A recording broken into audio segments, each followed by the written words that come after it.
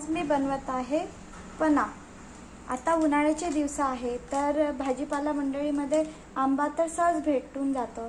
तर म्हटले चला आता आज पना बनवूया, कारण उन्हाळ्याच्या दिवसामध्ये पना पिणे छान असतं। घ्यायचं ते गॅसवर ठेवायचं, त्याच्यामध्ये पाणी ठेवायचं आणि त्याच्यामध्ये आंबा शिजवण्याकरिता ठेवायचं।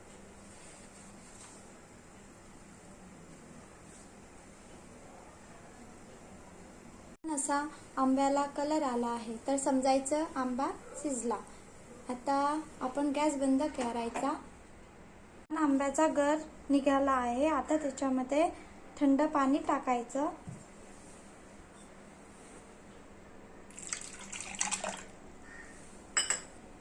आणि गोड होण्याकरिता तुम्हाला गोड पाहिजे असेल तर त्यानुसार साखर टाकायची। साखर टाकल्यानंतर मिक्स करून घ्यायचं।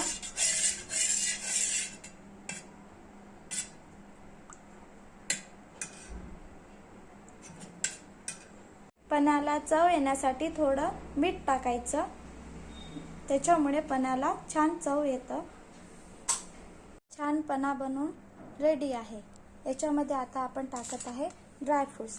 मी घेतलेले आहे पिस्ता, बदाम, काजू आणि विलायची।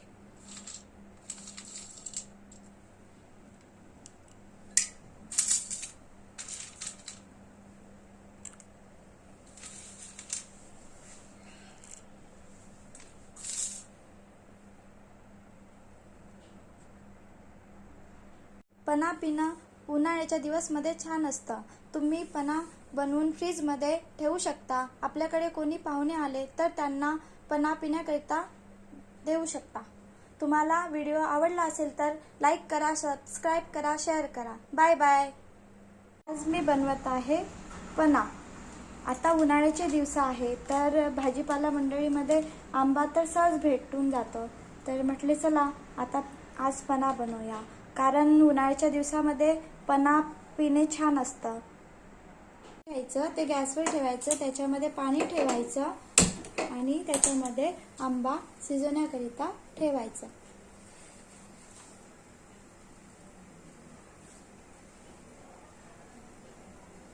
असा आंब्याला कलर आला आहे तर समजायचं आंबा शिजला। आता आपण गॅस बंद करायचा। आंब्याचा गर निघाला आहे। आता त्याच्यामध्ये थंड पाणी टाकायचं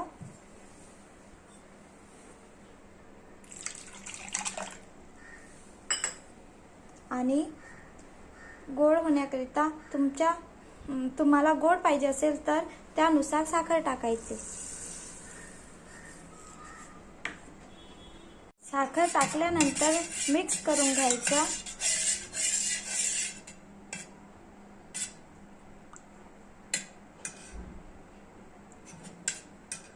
पन्याला चव येण्यासाठी थोडं मीठ टाकायचं, त्याच्यामुळे पन्याला छान चव येतं। छान पना बनवून रेडी आहे। याच्यामध्ये आता आपण टाकत आहे ड्रायफ्रुट्स।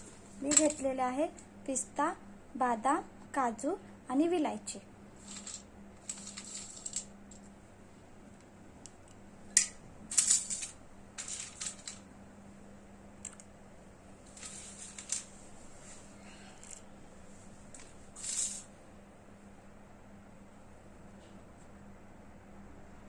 पना पिणं उन्हाळ्याच्या दिवसमध्ये छान असतं।